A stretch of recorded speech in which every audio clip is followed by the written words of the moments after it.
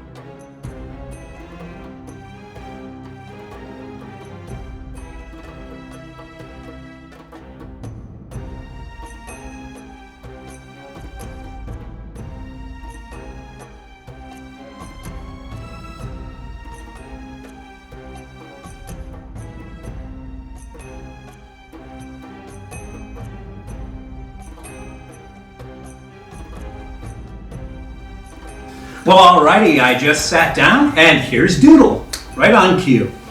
Sorry, Doodle, can't have any of this. I don't even know what's in here, all right? I know it smells really good. We're going to try it anyways.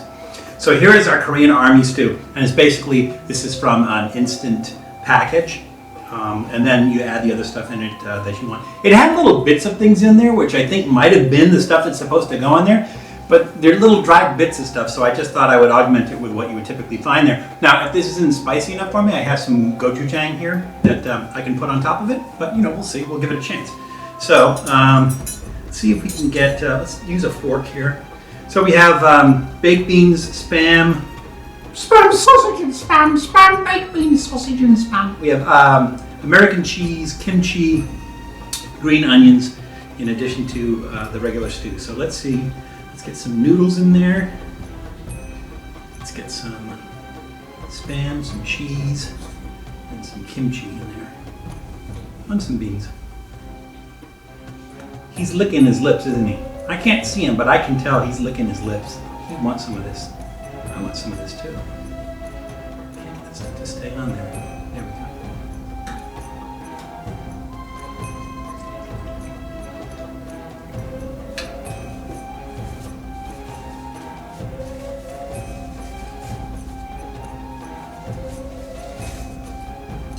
I cooked the noodles for 4 minutes, like I said. They're a little bit mushy for me. I like firmer ones. But the stew itself has kind of a rich taste, with a little bit of spice to it. Has, a slight red pepper spice to it. But all the other flavors in there, the American cheese, the tanginess of the American cheese, the savoriness of the spam, or the taste of the baked beans, the green onions, all kind of meld in there. It'll make a really nice stew. I'm gonna touch this up a little bit with some gochujang. Add a little bit of spice to it. And I know it looks like ketchup, but it's made from peppers. Think of it as pepper ketchup.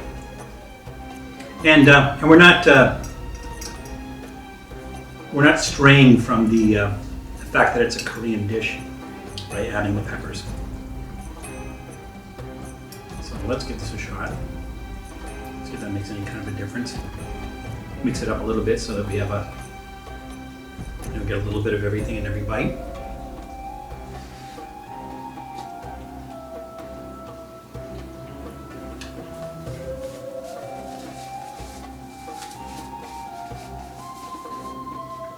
That is really tasty.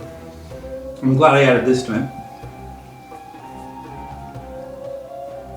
So again, this would not be considered a traditional Korean dish. This is something they would have made after the Korean War with things that on hand that they could find on the American Army bases and put it in stew of their own making.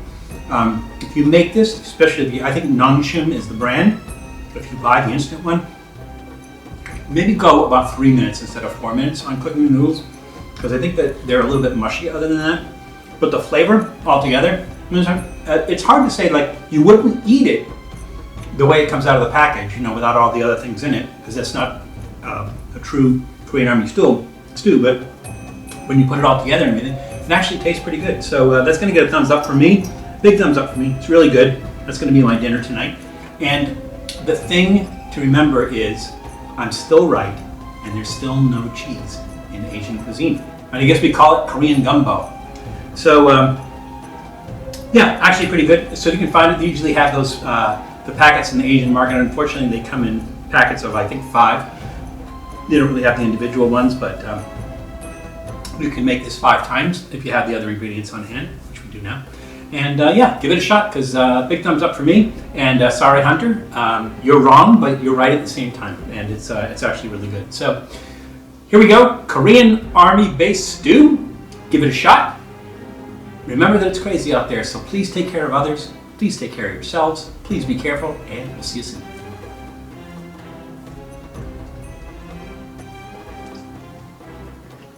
Thanks for checking out Trippy Food. If you enjoyed watching that video half as much as I did making it, well then I enjoyed it twice as much as you did. And if that's the case, you'll probably like this video right here. And if not, check out this video right here. That one's a little bit different. Either way, leave a comment down below. And be sure to subscribe by clicking on the Trippy Food icon right here. Glad you could make it, and we hope to see you again soon.